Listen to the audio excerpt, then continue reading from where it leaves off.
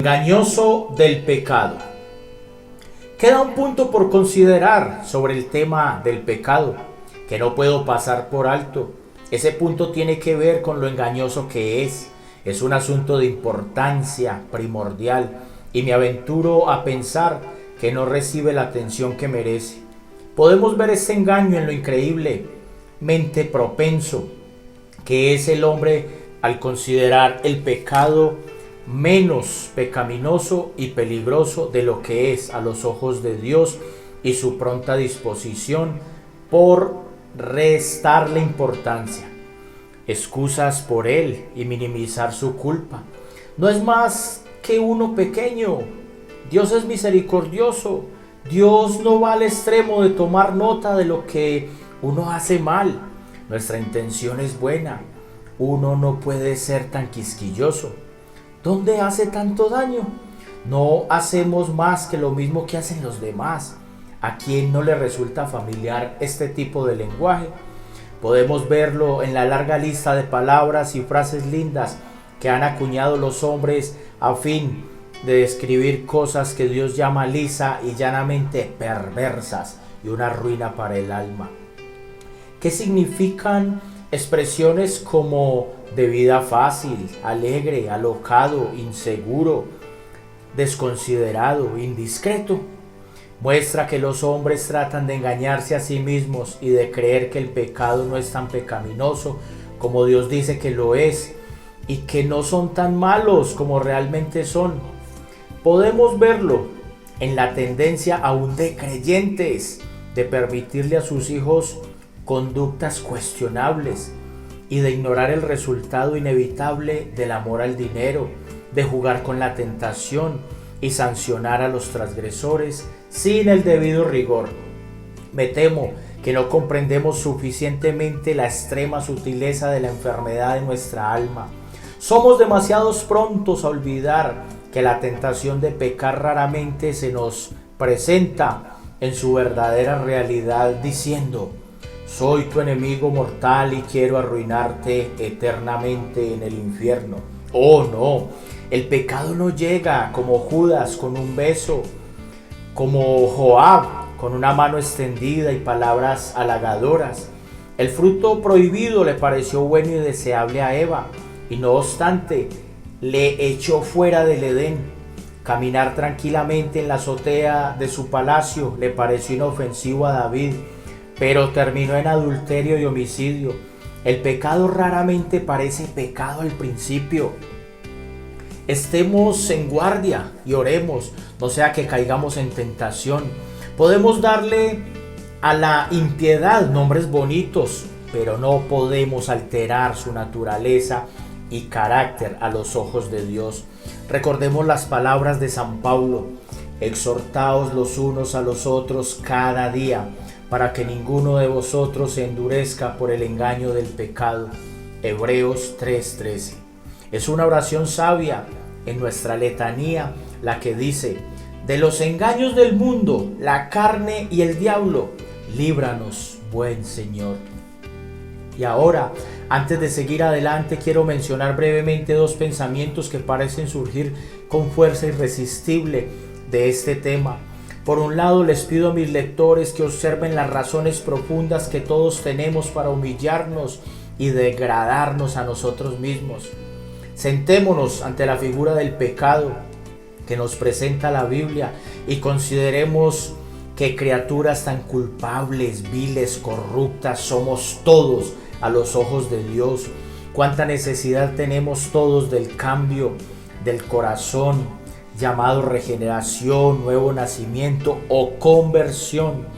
Qué masiva es la debilidad e imperfección que se aferra al mejor ser humano en su mejor expresión. Qué solemne es el pensamiento que dice que sin santidad nadie verá al Señor. Hebreos 12:14. ¿Qué razón tenemos de clamar con el publicano cada noche de nuestra vida cuando pensamos en nuestros pecados de omisión, al igual que los de comisión? Dios, sé propicio a mí, pecador. Lucas 18:13. Qué admirablemente encajan las confesiones generales y la comunión en el libro de oraciones con la condición actual de todos los cristianos profesantes, que divinamente adecuado a ese lenguaje para los hijos de Dios que el libro de oraciones pone en la boca del cristiano antes de acercarse a la mesa de comunión. El recuerdo de nuestras malas acciones no son gravosas, la carga es intolerable. Ten misericordia de nosotros, ten misericordia de nosotros, Padre muy misericordioso. En el nombre de tu Hijo nuestro Señor Jesucristo, perdónanos todo lo pasado. Cuán cierto es que el santo, más santo, es en sí un miserable pecador y necesitado de misericordia y gracia hasta el último día de su existencia. De todo corazón apoyo aquel pasaje en el sermón sobre la justificación de Hooker, que comienza diciendo: consideremos las mejores cosas y las más santas que hacemos. Nunca estemos más comprometidos con Dios que cuando oramos. No obstante, muchas veces cuando oramos, cómo nos distraemos, qué poca reverencia demostramos hacia la gran majestad de Dios con quien hablamos, qué poco remordimiento sentimos por nuestras propias maldades, qué poco gusto sentimos de la influencia de sus tiernas mercedes. ¿No sucede que muchas veces no estamos deseosos de comenzar como lo estamos de terminar? Como si al decir el invócame, Salmo 50:15, no hubiera dado una tarea muy difícil.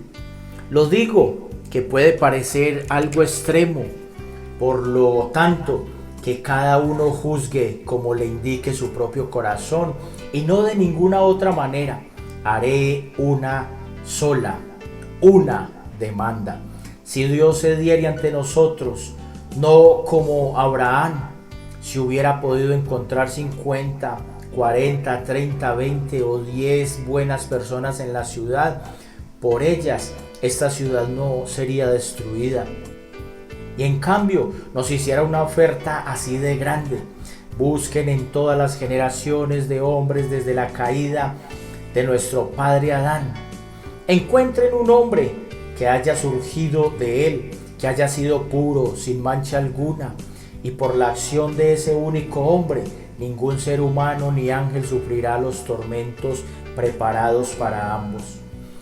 ¿Les parece que ese rescate para librar hombres y ángeles podría encontrarse entre los hijos de los hombres, cuyas mejores cosas tienen algo en ellas que hay que perdonar? Ese testimonio es verdadero. Por mi parte estoy convencido de cuánta más luz tenemos, más vemos lo pecaminoso que somos. Cuanto más nos acercamos al cielo, más estamos revestidos de humildad en cada era de la iglesia. Encontramos que es cierto, si estudiamos biografías, que los santos más eminentes, hombres como Bradford, Rutherford, McCain, veremos que invariablemente han sido los hombres más humildes. Seamos agradecidos por la gracia. Por otro lado, pido a mis oyentes que observen cuán profundamente agradecidos debemos estar por el glorioso evangelio de la gracia de Dios. Existe un remedio revelado para la necesidad del hombre, un remedio tan ancho, amplio y profundo como la enfermedad que padece. No hemos de temer mirar al pecado y estudiar su naturaleza, origen, poder, extensión y vileza. Si miramos al mismo tiempo el remedio todopoderoso que nos ha sido provisto en la salvación que hay en Jesucristo.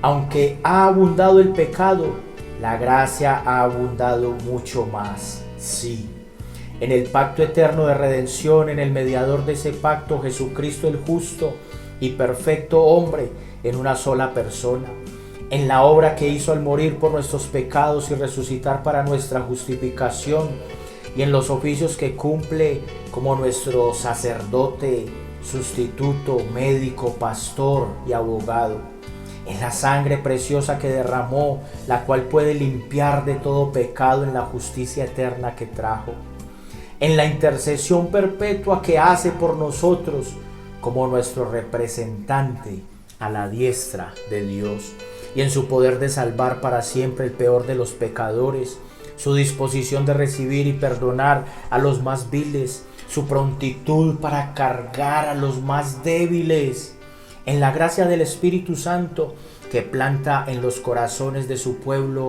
renovando, santificando y haciendo que las cosas viejas pasen a ser todas hechas nuevas.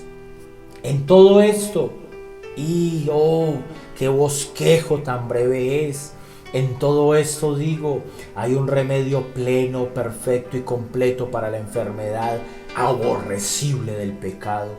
Terrible como es indudablemente el concepto correcto del pecado, nadie debe desmayar ni desesperarse siempre y cuando tenga al mismo tiempo un concepto correcto de Jesucristo.